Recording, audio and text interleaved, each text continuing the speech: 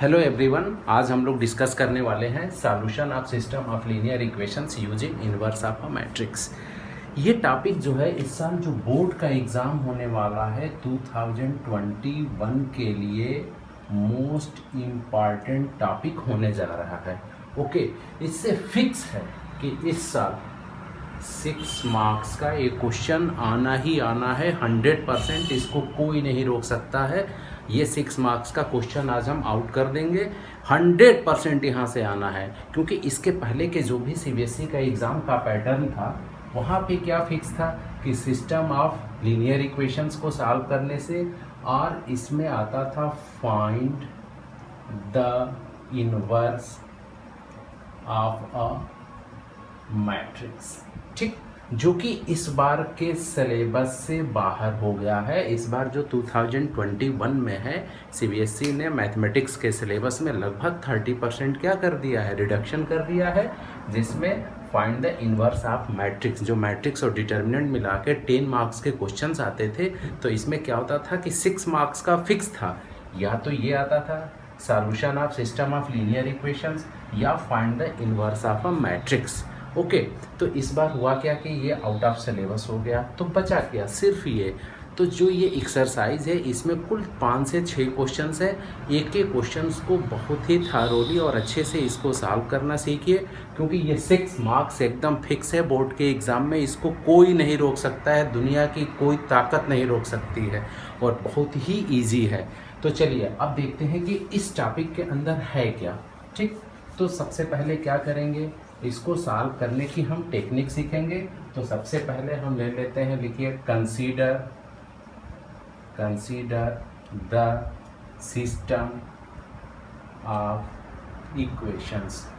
Consider the system of equations, और equations क्या ले लिए, a1x plus b1y plus c1z equal to d1, और इसके बाद से ले लिए a2x plus b2y plus c2z equal to d2। Third equation a3x plus b3y plus c3z equal to d3। ये अपन का क्या हो गया, इक्वेशन हो गया। कौन सा इक्वेशन, पेयर ऑफ, ये क्या हो गया, लीनियर इक्वेशंस हमारा ये गिवन होगा। ठीक है, ये कंसीडर कर लिए इस टॉपिक को समझने के लिए। और जो इस इक्वेशन को हम करेंगे क्या कि सॉल्व करेंगे। ठीक है, अभी तक क्लास 10th में हम लोग इसको सॉल्व करते थे कैसे, elimination method, cross multiplication method, उस तरीके से। अब यहाँ पे करना क्या है, इसको कैसे सॉल्व करना है, बाय मैट्रिक्स मेथड। तो इसको किसकी हेल्प से सॉल्व करना है, मैट्रिक्स मेथड से। तो जो हमारा ये लीनियर इक्वेशन है, तो हम सबसे पहले करेंगे क्या, इस लीनियर इक्वेशन को किस फॉर्म में चेंज करेंगे, in the form of matrix. इसको मैट्रिक्स के फॉर्म में क्या करेंगे, चेंज करेंगे। तो चेंज करने के लिए चलिए इसका लिखिए फर्स्ट स्टेप। फर्स्ट स्टेप में क्या करेंगे, express the system of linear equations as matrix equations। इसको किस फॉर्म में लिख देंगे, मैट्रिक्स इक्वेशंस के फॉर्म में। और इसके लिए करते क्या है, सबसे पहले अपन ले लेंगे कि लेट a इक्वल टू, सबसे पहले क्या करेंगे, लेट a इक्वल टू, और a को जो भी यहाँ एक्स वाई के इसके कोएफिशिएंट्स को ऐसे a1 b1 c1। ठीक, इसके बाद से a2 b2 c2 a3 b3 c3, और इसके बाद से अपन क्या ले लेते हैं, x equal to x y z, और इसके बाद से ले लेते हैं b equal to d1 d2 d3। Okay, जब भी सिस्टम ऑफ लीनियर इक्वेशंस हमारा क्वेश्चन में दिया रहेगा, तो सबसे पहला स्टेप अपन ये करेंगे, ये कि लेट a इक्वल टू, ए को लेट कर लेंगे और जैसे यहाँ पे एक्स वाई और जेड के कोफिशिएंट को इस फॉर्म में लिखें एज इट इज़ अपन क्या करेंगे इस फॉर्म में लिख लेंगे। तो ये क्या आया, एक्स का कोफिशिएंट a1, वाई का कोफिशिएंट b1, जेड का कोफिशिएंट c1, ऐसे सेम ऐसे a2 b2 c2 a3 b3 c3 जो भी क्वेश्चंस में कोफिशिएंट दिए रहेंगे उसको हम a के फॉर्म में लिख लेंगे। और ये x इक्वल टू क्या, x y और z, और लीनियर इक्वेशन को सॉल्व करके हम करते क्या थे, यही x y और z की अपन क्या करते थे, वैल्यू फाइंड आउट करते थे। यहाँ पे भी यही हमको क्या करना है, फाइंड आउट करना है x y और z की वैल्यू।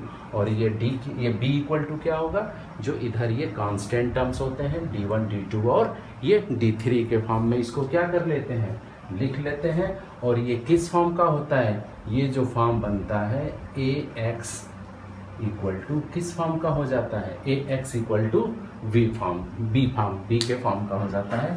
जो ये सिस्टम ऑफ लीनियर इक्वेशन है ये किस फॉर्म का होता है, ax इंटू b के फॉर्म का। इसका क्या मतलब है, a मतलब क्या, इसकी वैल्यू, और x मतलब ये x y z, जब दोनों को मल्टीप्लाई करते हैं तो ये आपका रिजल्टेंट जो ये है ये आता है। तो ये किस फॉर्म का हो जाता है, ax इक्वल टू b के फॉर्म पे यहाँ क्या कर लेते हैं, लिख लेते हैं। ओके, और इसके बाद से दैट इज, अब इसके बाद से इसका आगे का स्टेप देखते हैं किस फॉर्म में अपन लिखेंगे, ax इक्वल टू b के फॉर्म में। ओके, चलिए अब देखते हैं इसका फॉर्म क्या बन जाएगा। चलिए ax, तो यहाँ से a की वैल्यू क्या है, a1 b1 c1, ये हो गया a2 b2 c2, और ये हो गया a3 b3 और क्या हो गया c3, और ये आपका x y z, और ये हो जाता है d1, ये एक्चुअली इसको इस फॉर्म में लिख लेंगे d1 d2 d3 के फॉर्म में। ठीक, तो जो हमारा पेयर ऑफ जो लीनियर इक्वेशंस दिया था वो किस फॉर्म में चेंज हो गया, पूरा का पूरा ये मैट्रिक्स फॉर्म में। अगर हम इसको मल्टीप्लाई करके फिर रिजल्टेंट लिखेंगे तो एज इट इज़ क्या आ जाएगा, जो हमारा गिवन लीनियर इक्वेशंस है। अब चलिए, ये तो हमारे क्वेश्चंस का पहला पार्ट हो गया कि जब भी हमको pair of linear equation solve करना होगा तो उसको अपन करेंगे क्या, उसको इस स्टेप पे चेंज कर लेंगे। और इसके बाद से हमारा टारगेट क्या है कि हमें किसकी वैल्यू फाइंड आउट करनी है, ये x की वैल्यू। अब इसके बाद से अपन करेंगे क्या, सेकेंड स्टेप। कहाँ आते हैं सेकेंड स्टेप में, लिखिए, लिखते हैं फाइंड डिटर्मिनेंट ऑफ a। अब यहाँ से क्या करेंगे, डिटर्मिनेंट ऑफ ए की क्या करेंगे, वैल्यू फाइंड आउट करेंगे। और यहाँ से डिटर्मिनेंट ऑफ ए की वैल्यू या तो इक्वल टू 0 और डिटर्मिनेंट ऑफ ए की वैल्यू या तो नॉट इक्वल टू क्या होगा, 0 होगा। अब इसका हम क्या करेंगे, एक केस लेके चलते हैं। अगर हम इसका फर्स्ट केस ले लें, इसमें ये ले लें कि if determinant of A not equal to क्या हो जाएगा, 0, दैट इज, इसको लिख लीजिए, that is A is non singular, A is non singular matrix. तो A is non singular matrix, then its inverse exists, then its inverse exists, and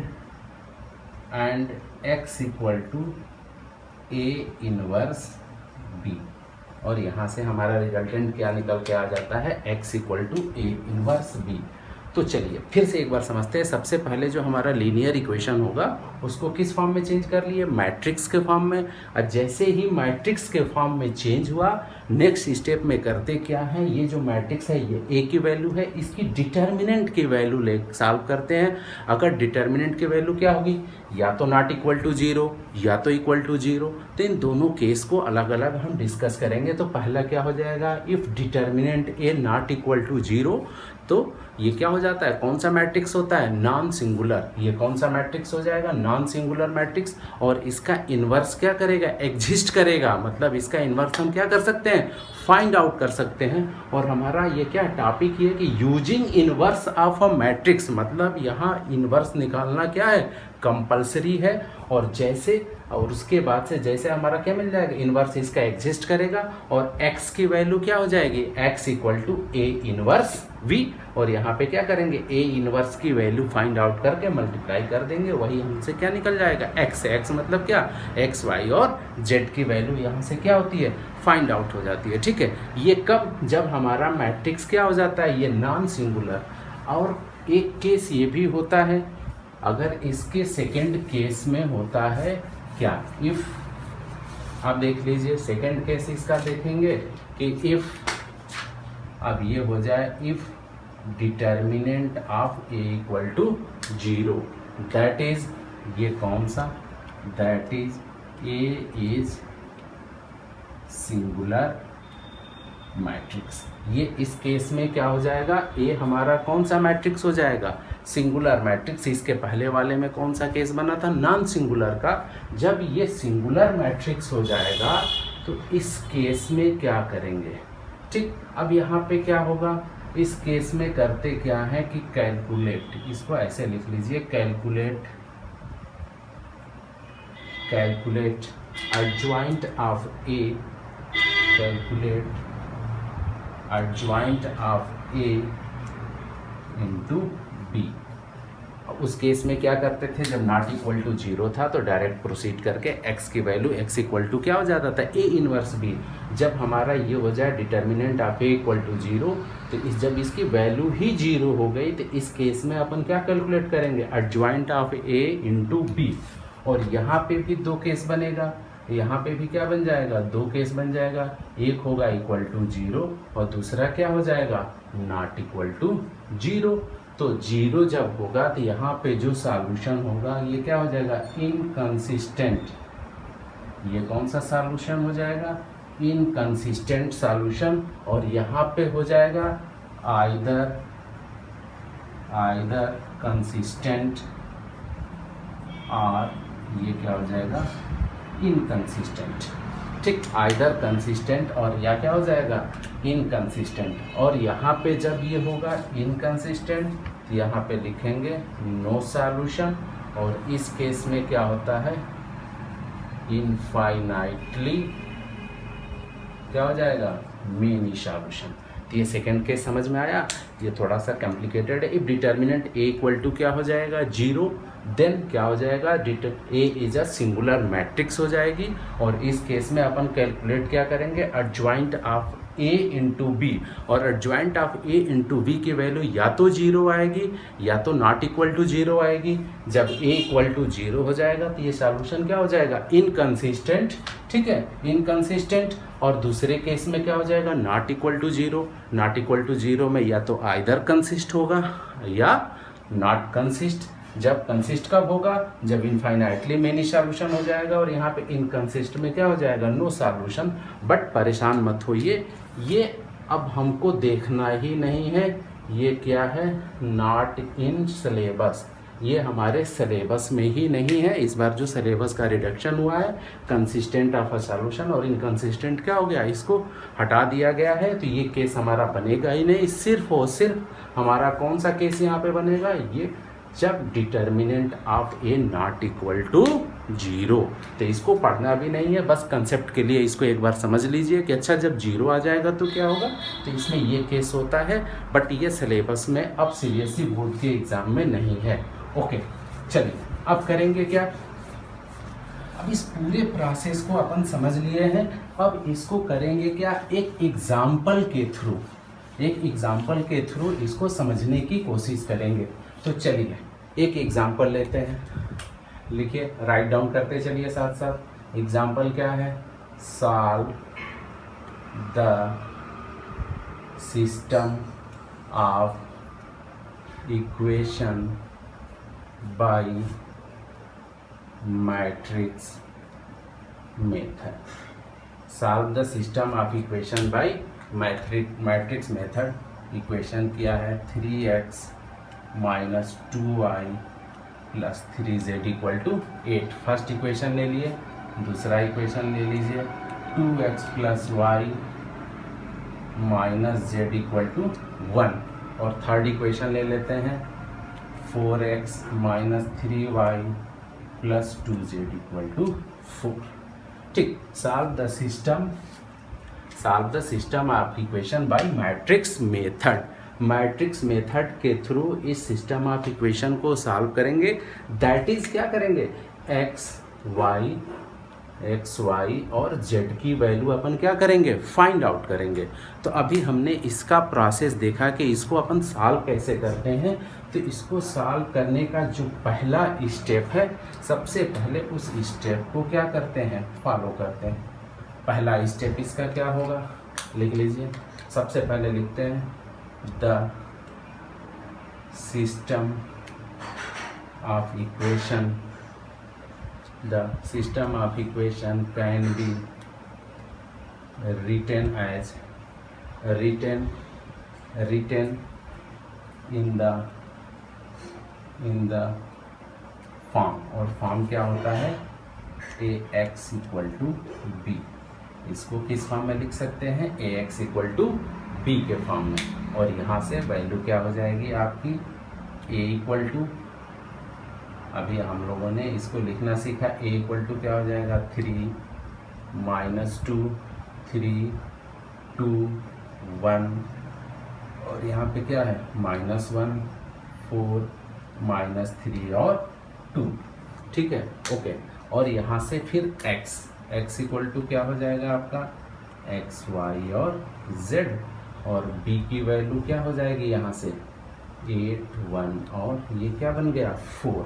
ठीक, तो ये अपन क्या करते थे, क्वेश्चन के पहले स्टेप में ये करते थे। ओके, अब चलिए इसके डिटर्मिनेंट a की वैल्यू, नेक्स्ट स्टेप में क्या करते हैं, डिटर्मिनेंट a की वैल्यू। डिटर्मिनेंट a की वैल्यू क्या हो जाएगा 3, और यहाँ से ये लेंगे तो ये क्या हो जाएगा 2 और -3। 3 में 1 से मल्टीप्लाई करेंगे तो प्लस, ये -2 और प्लस, ये क्या हो जाएगा 2। ठीक, और इसको सॉल्व करेंगे तो 4 और प्लस क्या हो जाएगा 4। ओके, और फिर यहाँ पे +3, और इसको जब अपन सॉल्व करेंगे तो क्या हो जाएगा -6 और -4, और जब इसको सॉल्व करोगे तो ये क्या हो जाएगा 3 क्या हो जाएगा 2 3, तो ये -3 और +4 8, ये 16, और यहाँ से क्या हो जाएगा 4, तो ये -30 इक्वल टू क्या आ जाएगी, इसकी वैल्यू आ जाएगी -17। ठीक है, तो डिटर्मिनेंट a की वैल्यू यहाँ पे क्या आ जाए, आगे डिटर्मिनेंट a की वैल्यू यहाँ पे क्या आ गई -17। तो जैसे ही ये -17 हो गया तो ये कौन सा मैट्रिक हो गया, नॉन सिंगुलर मैट्रिक्स। ठीक है, क्या हो गया, नॉन सिंगुलर मैट्रिक्स। इसका मतलब इट्स इनवर्स क्या हो जाएगा, इट्स इनवर्स एग्जिस्ट। इसका इनवर्स क्या करेगा, एग्जिस्ट करेगा। ठीक, इट्स इनवर्स एग्जिस्ट। ओके, अब यहाँ पे देखिए जो बोर्ड एग्जाम में है, जब आप यहाँ तक काम कर देंगे तो आपको यहाँ से कितने मार्क्स मिल जाएंगे, 1 मार्क्स। इतने वर्किंग का आपको बोर्ड एग्जाम कितने मार्क्स दे देता है, 1 मार्क्स। ठीक है, अब चलिए इसके सेकेंड स्टेप में आते हैं। ठीक, अब इसके सेकेंड स्टेप में आते हैं कि अब इसके आगे इस क्वेश्चन को सॉल्व करते समय अब हम करते क्या हैं। ठीक है, चलिए अब देखिए, अब क्या लिखेंगे हैं, यहाँ पे क्या हो गया, ए क्या निकला था, ए इज क्या था, non singular matrix. A is non singular matrix, so it's inverse exist. So it's inverse क्या था, एग्जिस्ट था। ठीक, तो यहाँ से x इक्वल टू क्या हो जाएगा, A inverse B. Next step में यहाँ पे हम क्या कर लेंगे, x equal to A inverse लिख लेते हैं। और यहाँ से अब सबसे बड़ा इशू क्या शुरू होगा कि अपन को किसकी वैल्यू फाइंड आउट करनी है। अब यहाँ से हमको वैल्यू फाइंड आउट करनी है ए इनवर्स की, और ए इनवर्स का क्या होता है formula, 1 determinant of A into adjoint of A. ये बहुत ही इम्पॉर्टेंट फार्मूला है, इस क्वेश्चंस को सॉल्व करने में ये यूज होगा। तो देखिए सबसे पहले लीनियर इक्वेशंस जो दिया था उसको हम किए क्या कि मैट्रिक्स के फॉर्म में चेंज कर लिया। मैट्रिक्स के फॉर्म में चेंज करते ही पहले उसके डिटर्मिनेंट ए की वैल्यू निकाले। डिटर्मिनेंट ए की वैल्यू क्या आई -17, that is not equal to 0। तो ये क्या हो गया नॉन सिंगुलर मैट्रिक्स। और जैसे ही नॉन सिंगुलर आया तो यहाँ से x इक्वल टू लिख लेते हैं, x equal to A inverse b। और यहाँ से ए इनवर्स क्या होता है 1 determinant of A into adjoint of A. अब पूरी कहानी आके कहाँ रुक जाती है कि अब अपन को करना क्या है कि एडजॉइंट ऑफ ए की वैल्यू फाइंड आउट करनी है। तो अब यहाँ से लिखिए कि एडजॉइंट ऑफ ए क्या होता है। Adjoint of A equal to लिख लीजिए ट्रांसपोज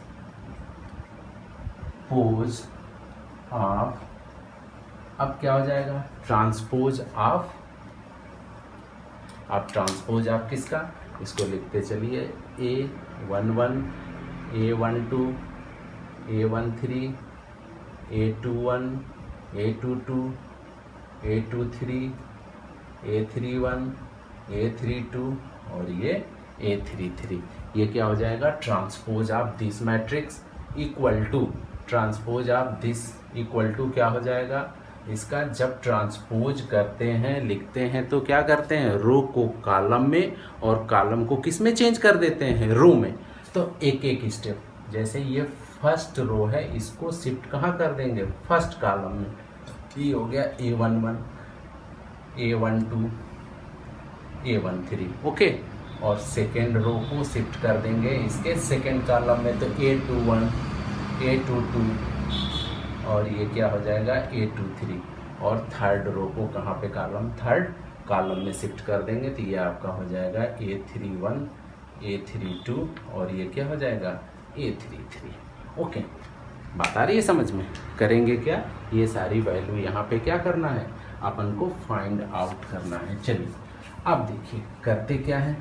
अब ये देखिए यहाँ पे जो है यहाँ पे A11, तो इसको सिंपली हम AIJ के क्या करेंगे फॉर्म में लिख देंगे।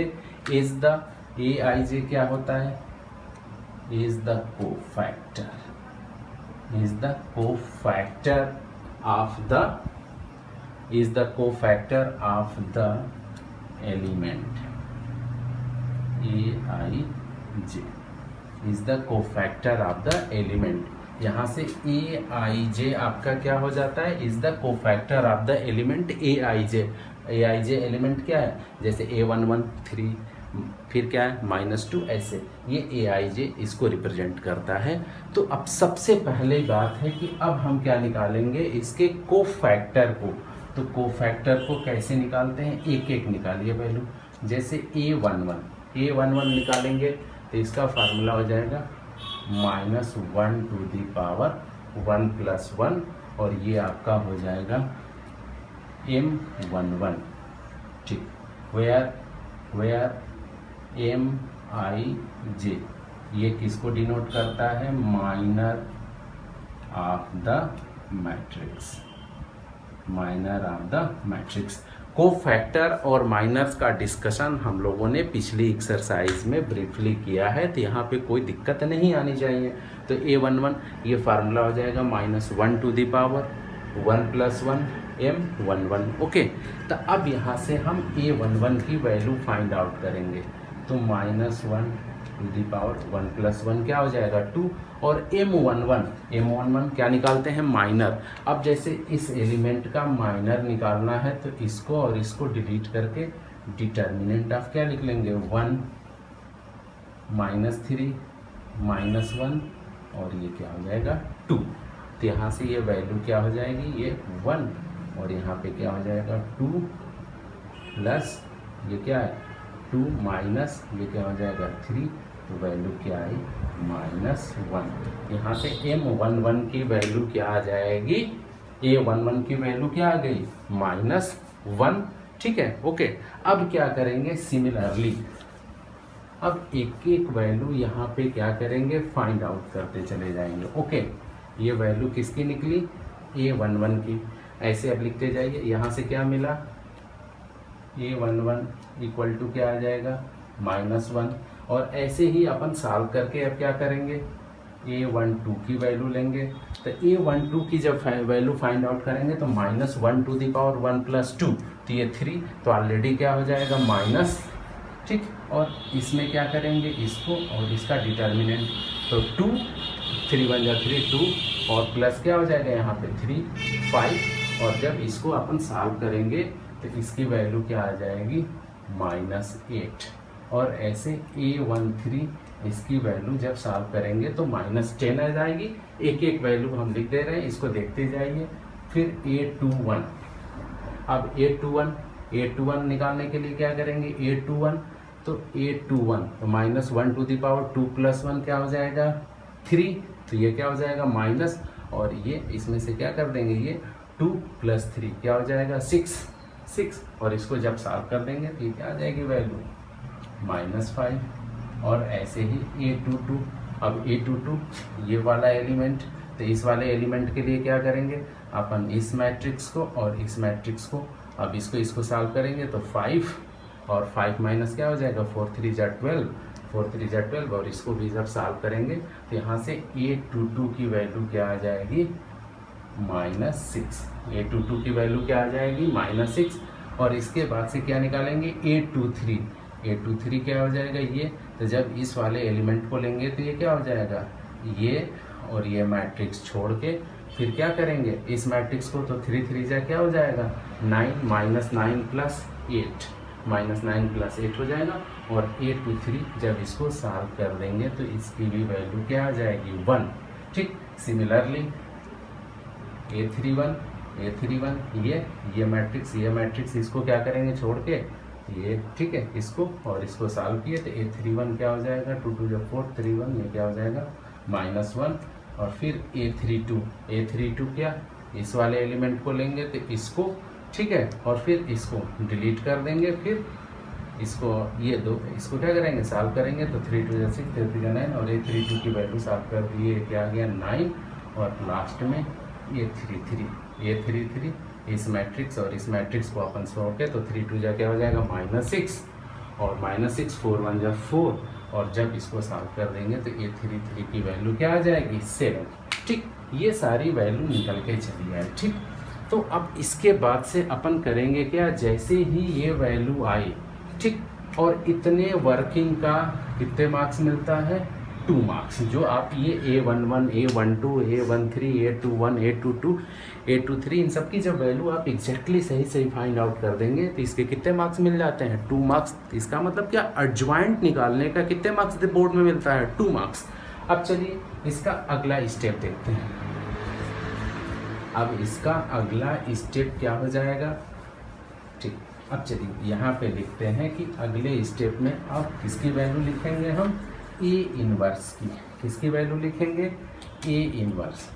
अब लिखिए A इनवर्स, अब A इनवर्स इक्वल टू क्या हो जाएगा A इनवर्स का क्या था फार्मूला 1/डिटर्मिनेंट ऑफ A इनटू क्या हो जाता था एडजॉइंट ऑफ A, ठीक है। हम यहीं पे डायरेक्ट A इनवर्स की क्या करेंगे वैल्यू फाइंड आउट कर लेंगे। लिख लीजिए A इनवर्स इक्वल टू 1/ क्या होता है determinant of A into adjoint of A, तो यहाँ पे वैल्यू आ जाएगी 1/ डिटर्मिनेंट ऑफ A की वैल्यू क्या आई थी -17, और एडजॉइंट ऑफ A की वैल्यू यहाँ से पुट करते चले जाएंगे, ये क्या हो जाएगा -1, फिर -8 -10 -5 -6, ये 1, और यहाँ से -1, और ये क्या हो जाएगा 9, और ये क्या हो जाएगा आपका 7।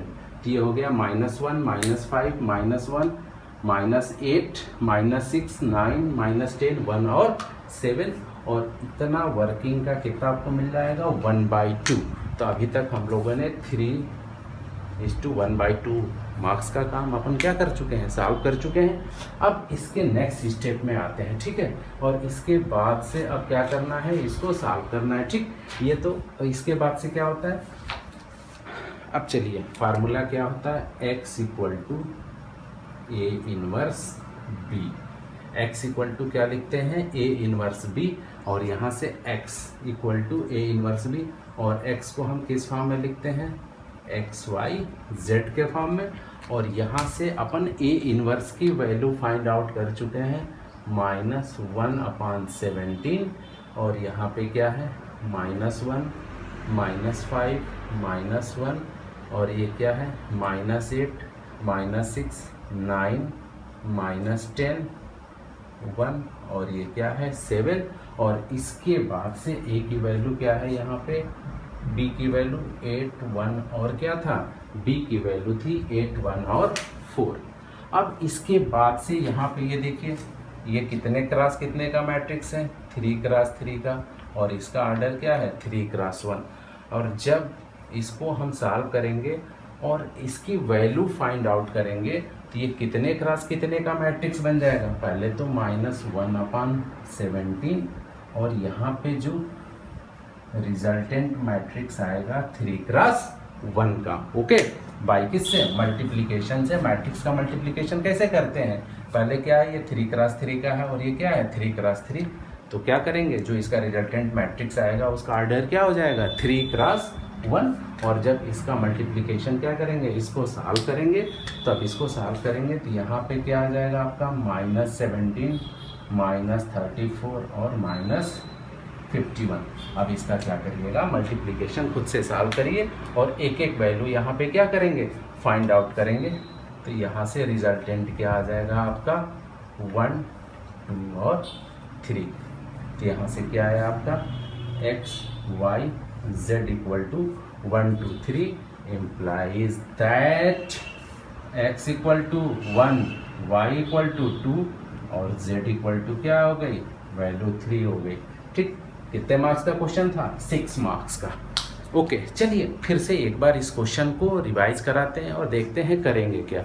तो सबसे पहले जो लीनियर इक्वेशन दिया रहेगा उस लीनियर इक्वेशन को अपन करेंगे क्या मैट्रिक्स के फॉर्म में लिख देंगे।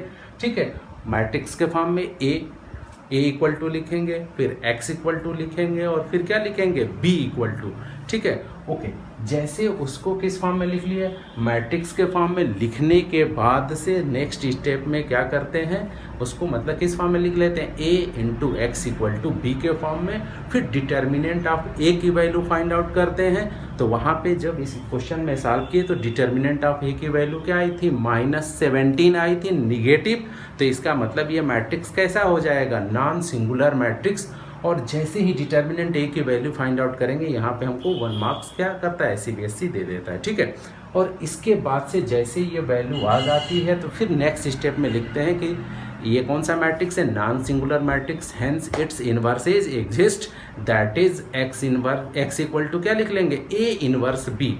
और इसके बाद से सबसे जो लेंथी कैलकुलेशन होता है ए इनवर्स को फाइंड आउट करना। तो ए इनवर्स के लिए क्या होता है formula 1 determinant of A into adjoint of A, इसका ये फार्मूला। और नेक्स्ट स्टेप में क्या करते हैं एडजॉइंट ऑफ ए, और एडजॉइंट ऑफ ए निकालने के लिए क्या लिखते हैं transpose of A. Transpose of A जो मैट्रिक्स होता है A11, A12, A13, और ए कैपिटल A11 किसको डिनोट करता है कोफैक्टर को। फिर कोफैक्टर कैसे निकालते हैं -1 टू द पावर क्या होता है 1 + 1 जैसे M11 के फॉर्म में, और M क्या होता है आपका माइनर होता है, माइनर को निकालना सीख ही चुके हैं। तो जैसे इसके बाद से ये क्या होता है इन्वर्स की वैल्यू फाइंड आउट हो जाती है, फिर हम डायरेक्ट इस फार्मूले में पुट करते हैं x equal to A inverse B, और यहाँ पे क्या करेंगे सिंपल मल्टीप्लिकेशन है वैल्यू पुट करते हैं, और यहाँ से क्या करेंगे x, y और z की वैल्यू फाइंड आउट कर लेंगे। और जब भी एग्ज़ाम में आप x, y, z की वैल्यू फाइंड आउट करिए उसको जो आपका गिवन इक्वेशन में है जैसे class 6, 7th, 8th, 9th, 10th हर जगह करते चले आए हैं, उस वैल्यू को पुट करके चेक जरूर कर लीजिए कि वो जो गिवन 3 इक्वेशन है 3 इक्वेशन से उसको सेटिस्फाई कर रहा है कि नहीं कर रहा है, देन आंसर क्या होगा सही हो जाएगा। ओके, ये हमारा पूरा 6 मार्क्स का क्वेश्चन क्या हुआ सॉल्व हुआ। चलिए अब इसकी एक्सरसाइज है, इसके एक्सरसाइज में 5-6 क्वेश्चन है, ठीक इसी फॉर्मेट को फॉलो करते हुए बच्चों उसको क्या करिए आप लोग सॉल्व करिए। ओके।